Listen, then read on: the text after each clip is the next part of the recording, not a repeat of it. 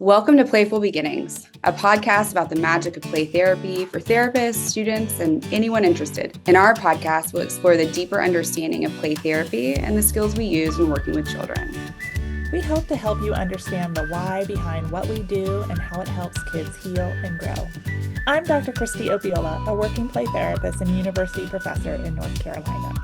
I'm Dr. Maggie Parker, a play therapist and professor in DC. Hey, Christy. Hey, Maggie. How are you today? I'm good. How are you? I am doing well. Thank you. Good. So we've done the skills, and limit setting has a lot of content and nuance. And so we've talked the what, the why, the how, and then let's go into some exploration of the ultimate limit and how we have navigated some of these both within our practice and for me within the school system or as a parent as well. Great. Awesome. Yeah, I was sharing with Maggie as we were kind of prepping this session that I was working with a 3-year-old, and scissors were very important to this 3-year-old. And this 3-year-old also loved to use scissors in a way that were harmful to the toys and materials in the playroom. So this child would scalp the dolls in the dollhouse or scalp the Barbie dolls on the shelves, which doesn't sound like too terrible, except most other kids don't want to play with scalped Barbie dolls or scalped dolls, right? That the dolls differentiate and the hair helps to differentiate the dolls, and they're expensive. And so I am not wealthy and cannot just furnish my playroom with a million different dollhouse baby dolls. So anyhow, kiddo came in, scalped the first doll. This was not the first session that they did that. I put the limit in, went through the model 3 times. I know you really want to cut the hair of the doll, but dolls are not for cutting the hair off. You can choose to cut paper or you can choose to cut tape. Now, I do want to say scissors were incredibly important to this kiddo. I started off, they really liked cutting things in the playroom. And so I didn't want to jump right away or threaten. I had to go through all 3 steps of ACT and then went to choice giving. I actually did more than 3 times because the kid was little and I could see that they were trying to make a decision. Just their desire and want was so much higher than their ability to regulate in the moment. And so did get to the point where, if you choose to continue to cut the doll's hair, you choose all done with scissors for today. If you choose to cut paper or cut tape or whatever the alternative is, you choose to continue to use the scissors for today. And after I think 4, maybe 5 times of going through that, they decided not to use scissors for the rest of the play session today. I didn't take it away forever. I think it's important that this is it's not a long-term consequence. We want to give kids lots of opportunities to re-regulate themselves. And in a week, he would have that opportunity again. And he did say several times, but just for today. I'm all done with scissors just for today. Yes, you can choose to play with scissors again next time. He would give the scissors up and I never took the scissors away. I never took them out of his hand. I never removed them from the space. He put them down. They stayed where he put them. He would refine them, 20 seconds later. It was almost like, okay, I put them down and now I can have them again. But it took us about 7-8 minutes for him to get all the way through where he could get himself regulated enough in the playroom and leave the scissors where he left them. And I did give him the alternative. He could put them in my hand, right? And I could put them on the counter, or he could leave them on the table when he was all done with scissors, trying to give him a sense of control of where the scissors went. He's like, I could put them in the cabinet. I was like, you can choose to put them in the cabinet. That's all okay. And remember, he's 3. So this idea of really regulating is a skill he's still developing. He's still working on and being mindful of that as a play therapist and staying empathic, really trying to convey my understanding of his desire and his want and how important this was. But after, I think it's about 7.5 minutes, maybe 7 minutes, 45 seconds, he's able to get himself regulated enough that he could continue the play session for the remainder of the time and not play with scissors anymore. And most importantly, next week when he came into the playroom, he used scissors in an appropriate way. I never had to go through limit setting for scissors again in the playroom. We did limit setting around other things, but not scissors. He remembered, and he would say that in other sessions, the hair is not for cutting in session. And those, Yeah. you remember the doll's hair is not for cutting. He's like, yep, I don't want to be all done with scissors for today, because the desire for scissors was so strong for this kiddo. He just loved scissors. I also knew at home he wasn't allowed to play with scissors. So this was one of the few spaces that he was given permission and complete control in the session to play with scissors in many of the ways he would want. And so reminding ourselves of that can be really helpful. Was it challenging? Yes. Did I feel like I was on repeat? Yes. But was it really important for him to see that he could get himself under control and he could still have a desire and a need, right? Which is playing with the scissors. And if he used them in ways that were socially acceptable, then he can use them in many of the ways he would want to in the playroom. Yes.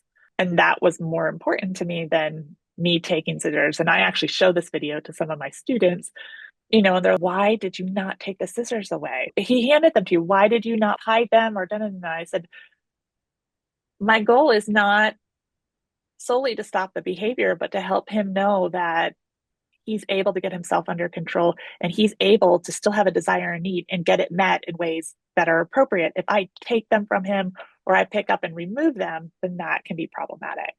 Now, there are times, now I do want to say one of the things, he did threaten to cut my hair, right, with the scissors. And he grabbed a corner and had the scissors. And I am tall. You can't see that on this podcast, but I am a tall female. And I could stand up easily and he would not have access to my hair. Or as Maggie has shared with me, Dr. Bratton said you could also put your hand over his hand with the scissors and lower the scissors so the threat is not immediate. So you won't be as reactionary in those moments. And I think those are important, mindful things. It's not about controlling. Maggie wasn't told to take the scissors away or wrestle them from the kid or, whatever. It was, you can just kind of use power of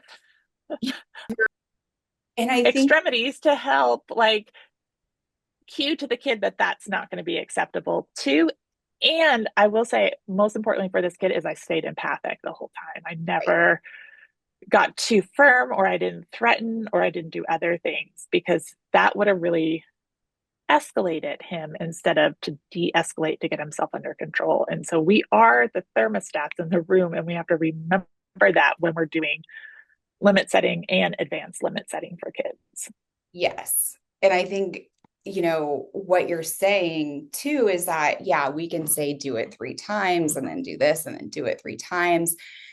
I think sometime, or we can say do the ACT. There are going to be times that you kind of have to deviate. And so being very aware of that and flexible is going to be really important. And the time Christy's referencing was my first ever play session. So I was talk about pressure. I was in Dr. Orlander's class and Dr. Bratton was supervising me. And this child just so quickly, right? It happened so quick. Was sitting at the craft table in front of the two-way mirror and just took the scissors, put their hair up and went boop and cut their bangs. And in the meantime, I'm going, you really want to cut your hair? Hair's not for a cut. And then it was over. And that's when Dr. Bratton was, it might be okay to do this first and say, oh, you really want to cut your hair. Hair is not for cutting. And so I had to go and tell mom or whomever was there that they had cut their hair. And thankfully they were understanding. But a year later, I was still seeing this child and they wanted to brush my hair at the craft table. And there were scissors right there. And I was like, And so I had, thankfully, again, it was that two-way mirror. So I could kind of have my eyes as to what's happening I didn't take the scissors. I didn't, I didn't eliminate that possibility. And I Yeah. trusted the child. Did I have to regulate myself deeply? Yes, I did. I was having, but that child deserved my trust, and she had it, and she needed it. And, it was important, and she didn't even try it. It was not even part And, of the repertoire. and it doesn't mean because you had a little bit of caution, because sometimes the kiddos that we see in the playroom, maybe they're coming because they need support and regulation or help with impulsivity or whatever their presenting concerns are, where they may appear one way and then have these sudden blips of brilliancy that can cause problems, right? So it's okay. I think it's okay, Maggie, to have that level of caution in those moments. And I don't think any of us want kids to cut our hair. No.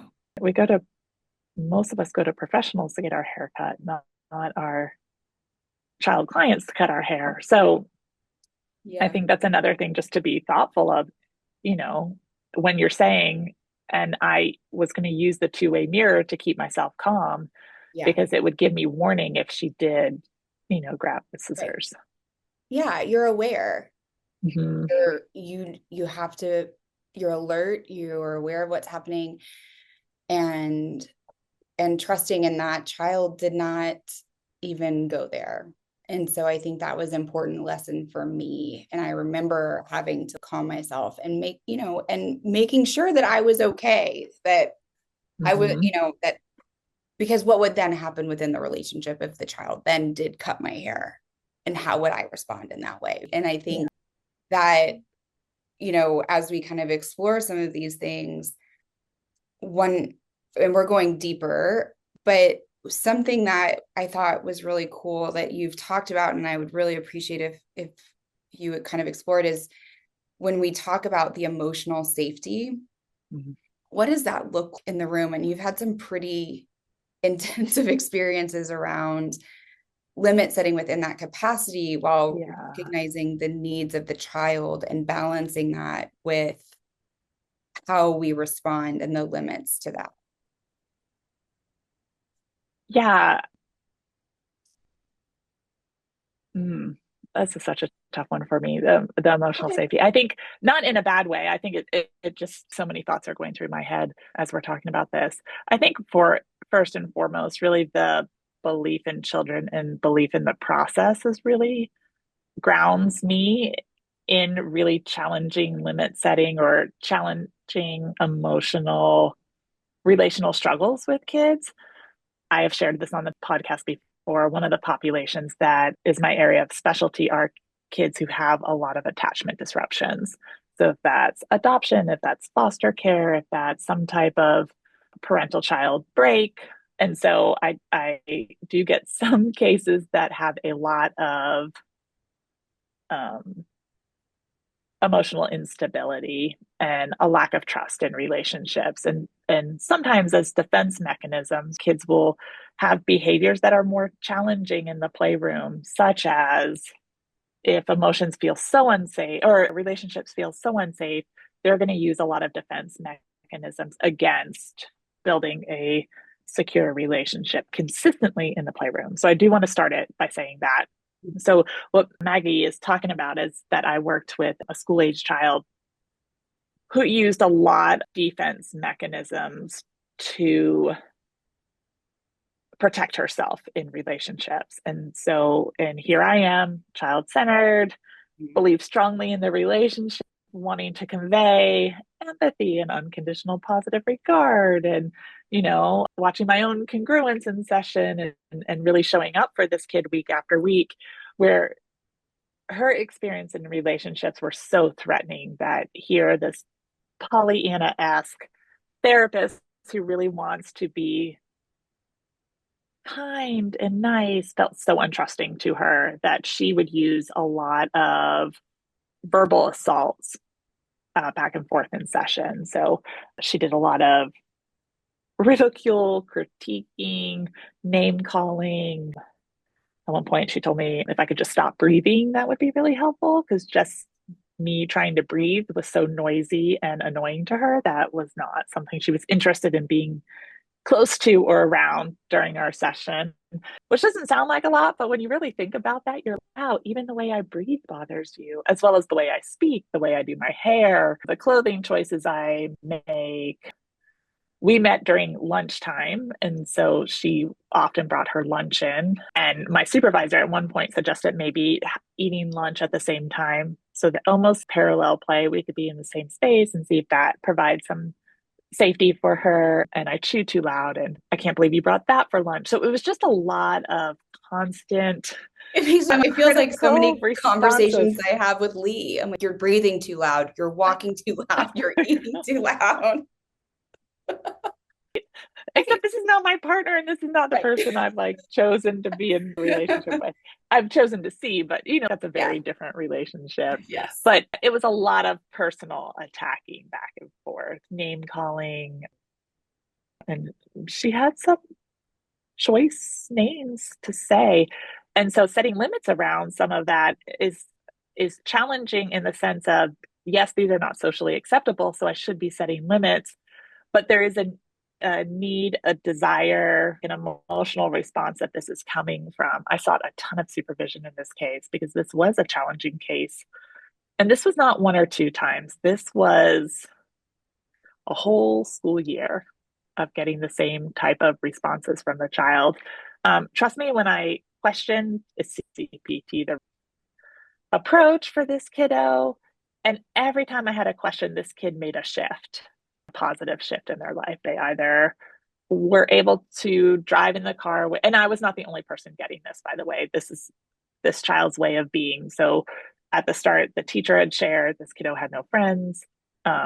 This was not someone people chose to engage with in the classroom, on sports teams, and she would not be picked. And they would ask to not even have to pick her compared to picking her last and for games or projects or at PE or anything like that. So this kid got a lot of messages of rejection. Family, same way, related to family. I remember meeting with the parents at one point, the message I got, this is just her way of being, and we've kind of given up on thinking that she will be any different. And I don't really think therapy will be helpful in any way. And I think we just should all accept that she's an unkind person. And I was like, ooh, that hurts. And so rejection from parents, rejection from siblings, and not because they were just so hurt in the relationship, right? And so really had needing to manage this carefully so that she wasn't also getting rejection from me. But she made a lot of shifts. So I would say I was not okay being I was okay to being cursed at, but there were some curse words that I was not going to be okay with. So the B word, maybe I might not be okay with that, or even something more, see you next Tuesday. I might not be okay with that word, or some other very vulgar ways of, Maggie just got the see you next Tuesday, Yeah. vulgar ways of responding to me that I would set a limit. The other thing I really had to acknowledge is that there was going to be times that her approaches did hit a really tender spot with me, and I reacted instead of responded with a limit setting or reflecting or something like that. And it was my responsibility to repair in those moments and let her know that, oh, man, that really touched me in a spot that I didn't recognize. And I came back in a really unkind way to you. And I'm sorry, that's not my intent in here. Even though I think that was her goal, I Right. think she really liked when she could penetrate my wall of acceptance sometimes because that's what she was accustomed to. So I led into that. And then to be able to repair was really important. But it is hard emotionally. And I needed to carefully schedule her because it was hard to just jump from her to another kid. I needed a few minutes to resettle my nervous system in response to that. Supervision was really important in talking about this client and my experience of this client and the areas she did push in on for me, right? Both with my supervisor, but also in personal counseling to make sure that I was not creating ill will for this child or feeling I couldn't be helpful. And when those questions or any of that stuff came up, it was really important for me to process through that with people I really trusted and felt that could give me good guidance. And I'm a big proponent of taping your sessions. This child absolutely refused to assent to taping. So it was not something that I had videotape on. I got consent from the parent, but the child was adamant. And it was one area I feel I could give her in our relationship. So there were many times I wish I had it on video, not to share this child with the world for teaching purposes in the future, but for my own growth. Let me see what's happening for me in these moments. Am I as congruent as I think I'm trying to be? Am I able to be empathic when someone is shooting daggers at you left and right and you're working so hard to protect yourself? It's a really rare case. I have not had another client with that level of just wanting to harm the Yeah. relationship as a whole.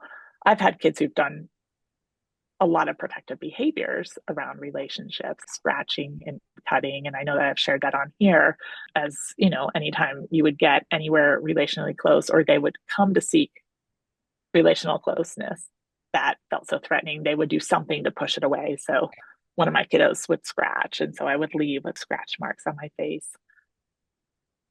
But it was not, she wasn't doing it cognitively. It was more of a really deep level safety seeking kind of thing. And I think that's where supervision and really thinking about what is the purpose of the behavior for the kid is really important for our own emotional safety. And setting limits is okay. It is okay to set limits from being called the B word or other vulgar words that are really hurtful to you. I wouldn't say don't do that. Just understand where that behavior is coming from, because then we can communicate the limit in a way that is really empathic and communicate or acknowledge the feeling or want or desire for the kiddo. Yeah. But as I had better understanding, I could do that better. And I think it Yeah. became more effective for them than Yeah. just people aren't were calling bad words. Yeah. So I don't know if that's what you were targeting, Yeah. Maggie, And when I you were think bringing it up, but it is because it's really tough to know. And mm-hmm, there are things that I really like that don't bother me. And I worked in a juvenile detention center, so lots of relational trauma, lots of trauma. mm-hmm, And, there are things that would happen that I'm like, that's okay, right? You can yell, you can do this. And then there are things that feel a little bit more less emotionally safe in that space, whether they're calling each other names in group or they're calling me names or they're calling themselves names. And so trying to kind of set limits around them. There are some things that would come up that, obviously this is with teenagers, but they'd be like, we're going to jump you. Everyone's mad at you because I had to yeah. report something. And I'm like, okay. And I was pregnant and I was just, oh, all right. And they're like, what are you going to do? Are you going to fight us? And I was like, no, absolutely not. I care about you deeply. I'm not going to Mm-hmm. fight you. You're really upset with me and you want to fight me and I will not fight you back. Yeah. And they're like, what are you going to do? Well, likely I'd fall into the fetal position and scream until a guard came. And that's probably where we're going to go. And then that kind of, because I didn't immediately shut them down and I was trying to have that conversation. Again, they were older, so that conversation was different, but it kind of took the wind out of their sails a little bit. They're like, oh, you're not responding the way we thought you Well, would. yeah. And I often think for many kids, as their behaviors escalate, we react to it. And so we Mhm. try to get bigger, louder, Yes. more demanding, controlling over kids. And if you're listening, you can't see this, but I'm kind of raising one hand over the other. Yeah. So as that creates this power struggle, then the child is going to escalate above you to feel more heard and understood and convey their message. And then all of a sudden we're just climbing this ladder to Right. see who finally gets to the top. That's going to either chicken out or jump off, or everyone's going to, do something that we regret. And that's what that sounds like. And instead of they kind of raised the stakes. And instead of you raising with them or coming in for power, you were reflecting, understanding. So kind of setting the temperature that that is not going to work for me. Yeah. Right. Or I'm not going to respond to that in the way that you're hoping. And so they could have, and sometimes kids will escalate more. And this happens with limit setting sometimes. We'll see this play out. They'll escalate some more. So they walk one step up the ladder, but you're not getting on the ladder. You're staying on firm ground. You're really setting the temperature, setting kind of the status in the room. That tends to de-escalate kids at some point because they're not getting the reaction that Right. they wanted out of you. And because you didn't react and you were just very matter of fact, they're like, oh, okay, well, All right. that didn't work the way I wanted. Okay. And I think I have two examples too of parenting, how this has come into play. And this is when they were younger. Mm-hmm. Um, when setting limits as a parent, especially if it's in public, I think there's also this fear of judgment. I think it's a tough time to be a parent because everyone can record you at any point and put you on social to shame you, right? Yeah. So I had that in the back of my mind when I tried at one point, and I was like, if you choose not to put on your shoes, you choose to go to school without your shoes. And I'm trying to, carry all of the bags and the diapers and everything. And it was cold outside, and a parent next to me in the parking lot was, wow, no shoes. And so I gave into that fear, and I was like, put your shoes on. And I forced them on. So I tried to calm myself for the next, limit setting experience of shirts. And so I was, you really don't want to choose a shirt. You don't want to do this. Shirts are for putting on. And we went through this, and, you can't wrestle a 3-year-old. It's like they become octopi and can maneuver themselves out of all things. And so I stopped and I was like, okay, if you choose not to choose a shirt, then you choose to go to school without a shirt on. You really don't want to do this. And they walked in without a shirt. They went down the elevator without a shirt. I had people looking at me. I had enough social capital within this space that I knew that this was a safe space for my child and a safe space for me. And I'm not going to get into the power struggle. And so I left shirts at school.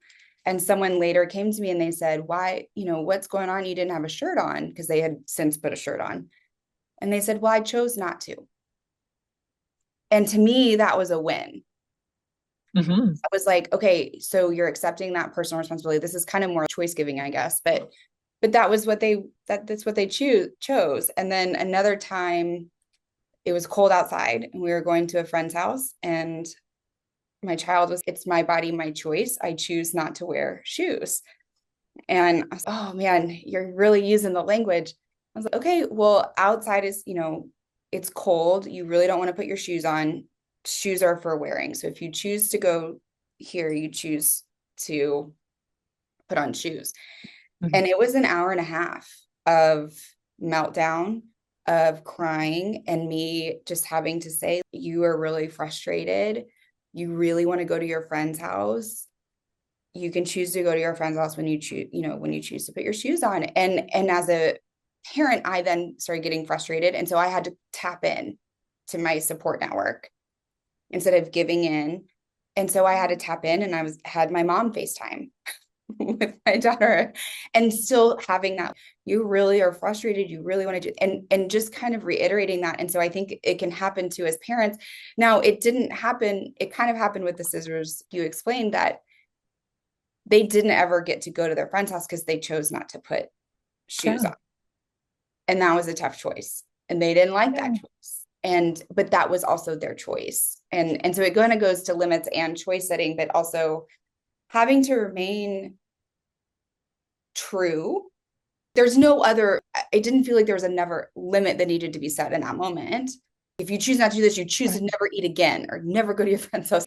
Sometimes as parents, but we say that as adults to kids do out of our own not sure what to do. And I think that's what it's a Maggie was talking earlier, to come up with some just general alternatives, even if it's after the fact.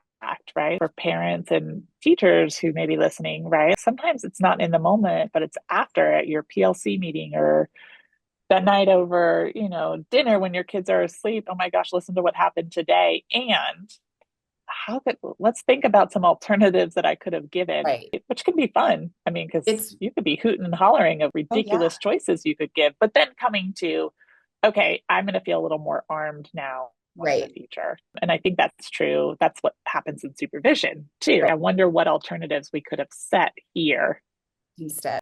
that may have met the need of the child more than getting to threat or jumping too quickly to the ultimate limit.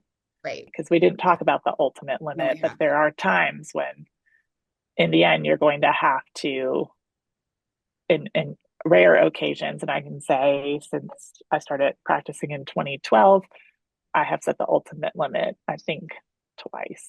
Same. So it's not used very often, but before you get there, you want to have and plan for other things. I think sometimes we just feel so out of control. It's where we jump too early Right. without giving kids a true chance to try to get themselves under control and in regulation.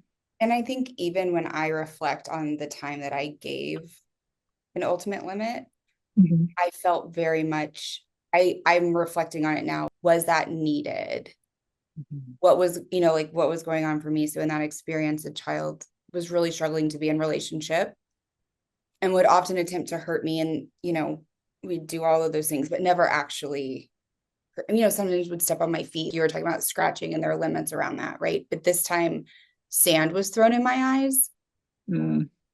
And so I was at that point, I We're think, done. out of the relationship. Yeah. And so I said, if you choose to throw sand, is you're really frustrated or whatever, and sand is not for throwing at people. And I said, if you choose to do that, you choose to leave the room. And that was ultimately what this child wanted, because being in relationship was so tough. And so I just handed them a platter of how to get out of this relationship. And they did it again. And so I think looking back, this is where supervision is really helpful. Of what's something else that you could have done in that moment Mm-hmm. that would have had the boundary without the break of that relationship in that moment. Yeah. It's not my Yeah. purview. But it happens to all of us. I mean, I don't think you're alone in that, Maggie. I think we've all been there. I was trying to think of the two times that I set the ultimate limit. Yeah. And then there's other limits I've set that I'm like, why did I do that? Like, what? There's not even a purpose. What, what was happening for me in that moment, in that day, that got me to the place of feeling like I needed this relationship to end? Yeah. Yeah. And then there's other times I've said it that I'm like, this child needed to know that that behavior was not okay. Yeah. Right. And that our Other way. playtime is going to end. I will say it is something you should talk about parents in your initial consult about, your sessions are 45 minutes. There may be moments for your child that we may end early. Let's talk about what those are and why those are in place. And in those moments, what will be most helpful. So I don't want you to interrogate your child about why. I don't want you to shame or blame them. Just let the consequence of leaving early be the consequence. Conversations. Conversations. Also, if I'm going to need your help, I won't remove a child from a playroom, but I'm happy for a guardian to at times, in the sense that I'm not physically going to put my hands on a child to get them out of the playroom. Um, but I might ask a parent to do that. And again, I've only used that very sparingly. I can think of one client that I needed. The client was so out of control, they needed help leaving the playroom at the Yeah. end. I But think that that's an important thing to explore too, because I'll see that a lot on posts is they won't leave the room. So that is a very rare occurrence that I'm going to invite the parent in to assist me in that. yeah.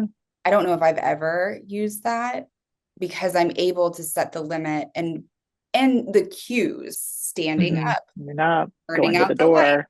opening the door, all of these things. And when you stop then responding and using the skills of what they're doing and focus on, you really want to keep playing, now is time for leaving, it kind of takes the fun out of Yeah. continuing to stay, of what they want, what they about the room in and of itself, right? So I think Yeah. for those listening, this is not something that Christy and I would do in under quote unquote normal circumstances of a child just having No. And I will say that I asked the parent to come in after 20 minutes of asking the child to leave the playroom. yeah. And it just kept escalating her instead of de-escalating her. Um, and I had talked to the parent about it early. And then in our last consult, we kind of revamped it because I saw it becoming more problematic. But yeah. And then the parent tried to coax them out of the room, bribe them out of the room. I was like, please just pick her up and take her out of the room. Don't go through all of that. We've talked about this. At that point, you're so tired, and your Really? next client is sitting in the waiting room, and you're like, I need us to finish this up right now. So sometimes pressure is in there too, and pressure can really play a role in how we respond at times. And so maneuvering through that is important. Yeah, I think that's really important, is understanding, because I find the times that I struggle most with limits are when I'm worried about other people that are around, or the volume level, or if there's a painting on the wall and they want to throw a ball. I really don't care if they throw a ball, but I would care if we broke the frame.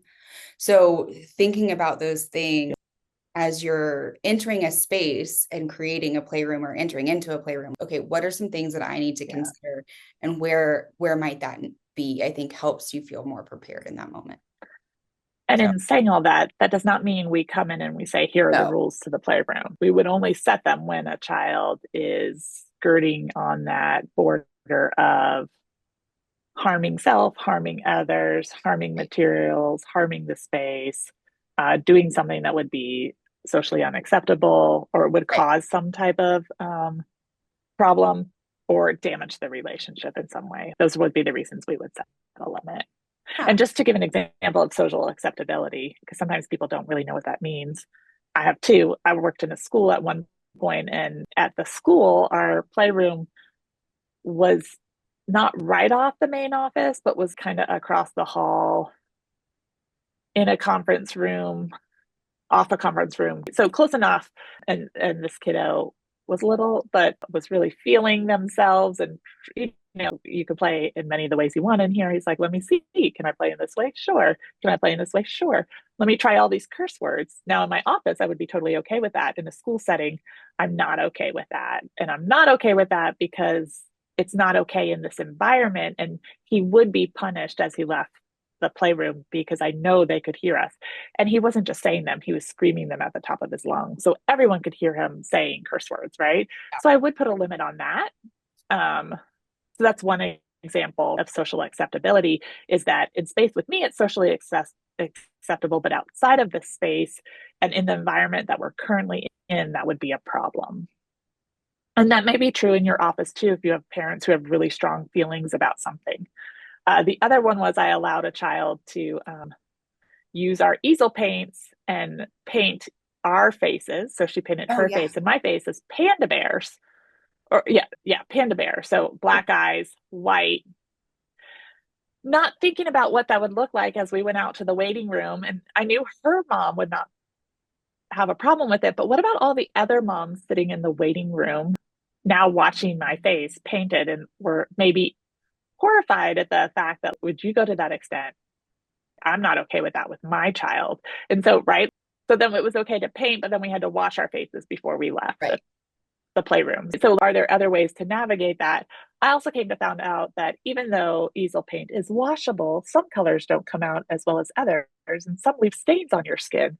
So black paint around your eyes will color the skin around your eyes blue because that is the base paint, and blue does not wash off of the skin very well. So then I would have completely looked like I had been beaten up every time I left the playroom. So that also became problematic, just as a fun, Yeah. you live and learn, everyone, you live and Yeah. learn. But so then setting limits around face painting, right? That faces aren't for painting. We could paint hands because parents weren't as bothered by hands being painted, but they may be bothered by us coming out looking tigers, panda bears, whatever we may be, zombies, whatever it is for kids today may not be the right response. Yeah. So to base realities in the playroom, to social standards may also be a requirement that you have, even though you don't have a problem with your face being painted, we might need to set a limit because the rest of the world might have a problem with that. And we don't want to set the kid up for anything, as well as we want to make sure everyone feels safe coming into this space.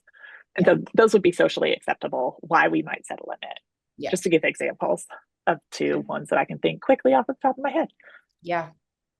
Yeah. Well, Christy, this was really helpful. I know this was much longer than our 30 minutes. Well, so for those listening right now, what we're going to do is we've talked about the what and the how. I mean, I'm sorry, we talked the what and the why. We've talked about how, and then we'll have an episode on kind of what this looks in Examples. different ways in which we've done this and discuss the ultimate limit Yeah. and what that looks like. So because limit setting seems it's a big thing, we want to give And it. it's challenging as a therapist. It is a very different way of working with kids. And so I do think I'm glad we've taken the time to explore it uh, pretty thoroughly. Yeah, I agree. So make sure to look up our socials and Play Therapy Space on Facebook, the Play Therapy Space on Instagram. We are on YouTube if you want to watch us. That we put out a lot of clips that might be helpful, hopefully. And also you have our website, theplaytherapyspace.com. I'm a little behind on sending out those one pagers to our followers, so know that they are coming. So if you sign up for our newsletter, what you get is little one pagers that come weekly or bi-weekly on what it is that we're discussing. And Yes. we're going to start, after we do skills, we're going to start a chapter on diagnoses. So I think that's really helpful. Tisha Moon out of the Family and Child Place reached out and said she'd really be interested in exploring what child-centered looks like within these different diagnoses that people are having. And so we'll go there too. Yeah. Which makes us want you to know if you have ideas or things you'd like us to cover, email us at info@playtherapyspace.com. You can also email us personally, Maggie@playtherapyspace.com or Christy@playtherapyspace.com. And we will do our best to get back to you as quick as possible. But that does help us design our content as we're going. So yes, we'll give you thanks a for big listening, everyone. Thank Yes. you. Bye, y'all. Have a great day. Bye. Now I gotta hold on one second. I've got too many things up. Okay.